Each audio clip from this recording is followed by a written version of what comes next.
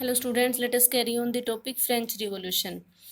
Yesterday we have discussed the contribution of the thinkers in the French Revolution. ठीक है, Montesquieu के views क्या थे? मोंटेस्क्यू की बुक थी स्पिरिट ऑफ द लॉ, और उसमें उन्होंने बोला था कि भाई पावर्स को लेजिस्लेटिव, एग्जीक्यूटिव और जुडिशरी में डिवाइड करना चाहिए।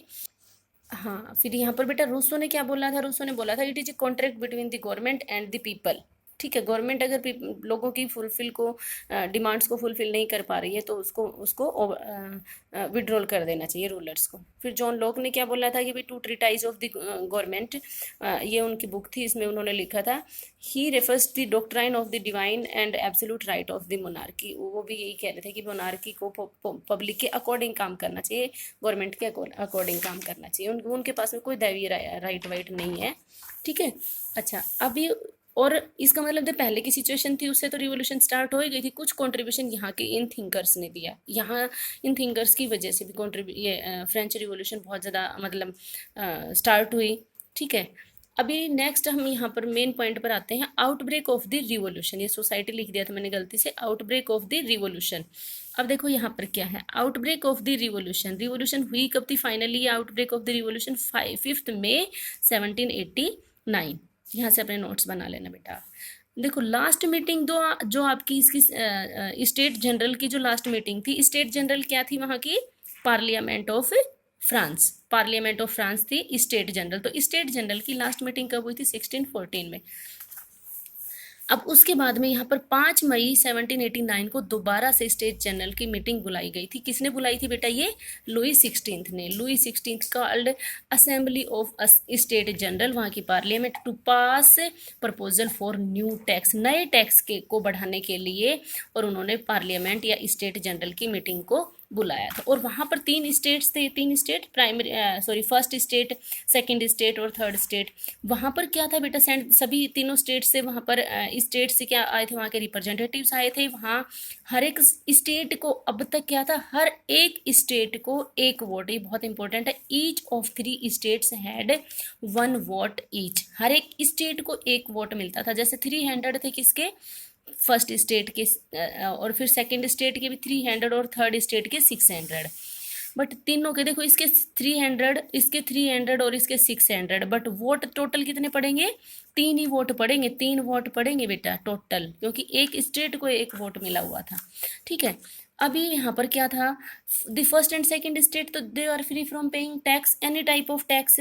तो कंक्लूजन क्या निकला था कि भाई वहाँ पर जो टैक्स बढ़ाने का प्रपोजल है वो राजा ने, यहाँ बेटा ये चीज थोड़ा ध्यान से समझना कि भाई तीनों स्टेट के पास में एक एक वोट था, एक फर्स्ट के बाद में पास में, एक सेकंड के पास में और एक थर्ड के पास में। हालांकि नंबर्स में ज्यादा थे बट वोट इसके पास सिर्फ एक ही था, तो 2 वोट हो गए। और मैंने आपको पहले बताया था फर्स्ट स्टेट और second state they are free from paying any type of tax, किसी भी तरह का कोई भी टैक्स इनको पे नहीं करना पड़ता था। टैक्स डिसाइड करना पड़ता था फर्स्ट और सेकंड को, जबकि पे करना पड़ता था थर्ड स्टेट को।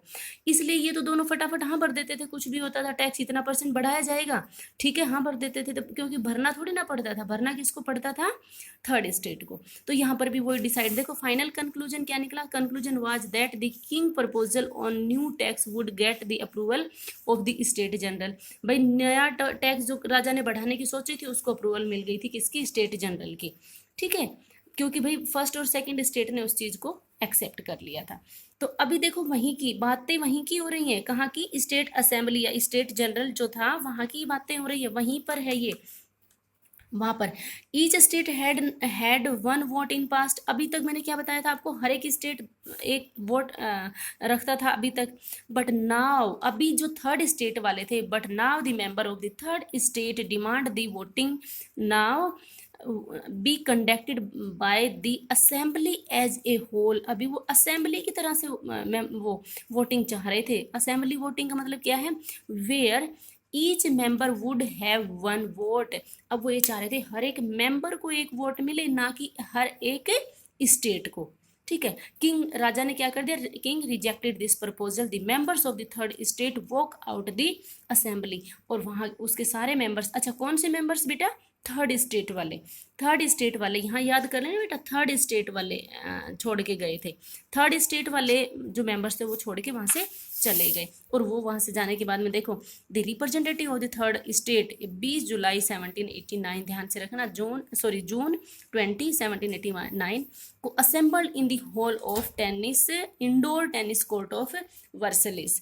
ठीक है, ये दोनों क्वेश्चन आए हुए हैं कि वो कब और कहाँ इकट्ठे हुए थे थर्ड स्टेट वाले 20 जून 1789 को, और इंडोर टेनिस कोर्ट वर्सलिस में इकट्ठे हुए थे।